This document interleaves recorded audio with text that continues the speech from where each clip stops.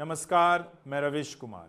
देश की राजनीति में जब भी कोई बड़ी दरार पड़ती है, उसकी आवाज़ सिर्फ पार्टी दफ्तरों में नहीं, बल्कि जनता की सांसों में भी सुनाई देती है। बीते 2 दिनों में जो कुछ हुआ, उसने दिल्ली से लेकर पटना और हैदराबाद तक राजनीतिक गलियारों की नींद उड़ा दी। खबर आई कि नायडू, जो अब तक बीजेपी के सबसे भरोसेमंद सहयोगियों में गिने जाते थे, ने अचानक पार्टी से नाता तोड़ दिया। यह कोई साधारण घटना नहीं थी। यह उस कहानी का नया अध्याय था जिसमें कई लोग एक दूसरे पर हंसते हंसते अचानक पासा पलट देते हैं और जो सत्ता में बैठे होते हैं उनके चेहरों से मुस्कान ऐसे गायब होती है जैसे बिजली विभाग का वादा। नायडू ने इस्तीफा दिया और पूरे देश में एक ही सवाल तैरने लगा, क्यों, अचानक क्यों? लेकिन असली झटका तब लगा जब खबर आई कि प्रधानमंत्री मोदी ने अपने करीबी लोगों के बीच बैठकर कहा, भगवान से माफी मांगनी होगी, कुछ तो हमारे ही कर्मों में कमी रह गई है। राजनीति में भगवान अक्सर वही होता है जो मतदाता तय करते हैं, पर इस बार बात कुछ और थी। दिल्ली की हवा में बेचैनी। दिल्ली की लुटियंस जोन की सड़कें भले ही चौड़ी हों, लेकिन परेशानियां बहुत जल्दी इन गलियारों में दाखिल हो जाती हैं। सोमवार की सुबह जब बीजेपी मुख्यालय के बाहर मीडिया जुटा, तो सबसे ज्यादा चर्चा इसी बात की थी कि नायडू आखिर क्यों नाराज हुए। एक वरिष्ठ पत्रकार ने बेमन से कहा, लगता है कोई बड़ी खिचड़ी पक रही थी और उसकी खुशबू किसी को पसंद नहीं आई। पिछले कुछ महीनों से नायडू लगातार अपनी सीटों, अपने क्षेत्र और अपनी राजनीति को लेकर दबाव महसूस कर रहे थे।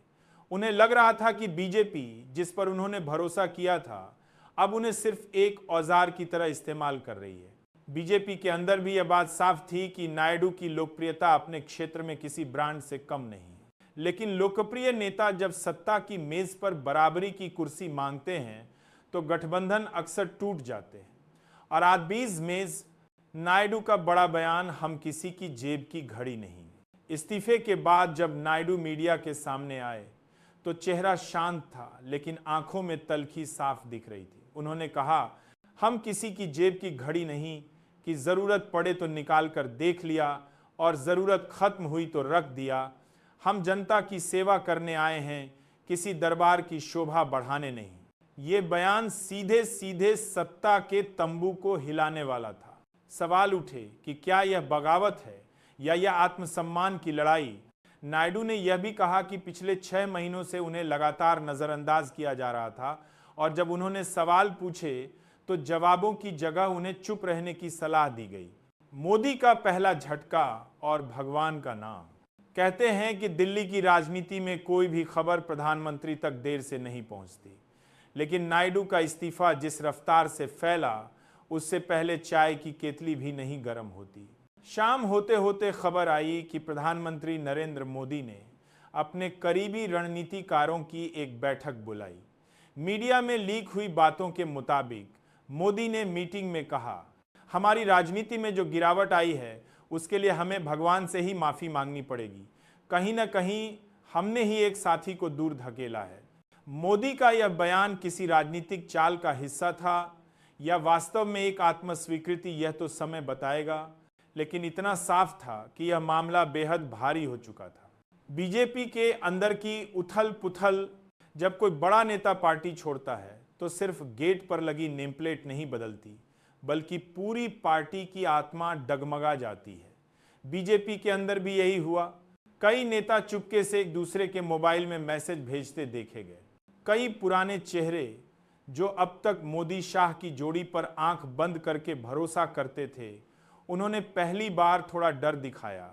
एक अंदरूनी सूत्र ने कहा, नायडू का जाना मतलब एक पूरी दिशा में टूटन। यह सिर्फ गठबंधन की समस्या नहीं, ये भरोसे के धागे का टूटना है। बीजेपी के सोशल मीडिया सेल भी पूरे दिन एक्टिव रहा, लेकिन इस बार वे किसी विपक्षी को जवाब नहीं दे रहे थे। वे खुद अपने नाराज समर्थकों को संभाल रहे थे।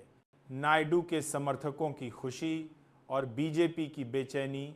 जैसे ही नायडू के इस्तीफे की खबर उनके गृह राज्य तक पहुंची, वहां खुशी की लहर दौड़ गई।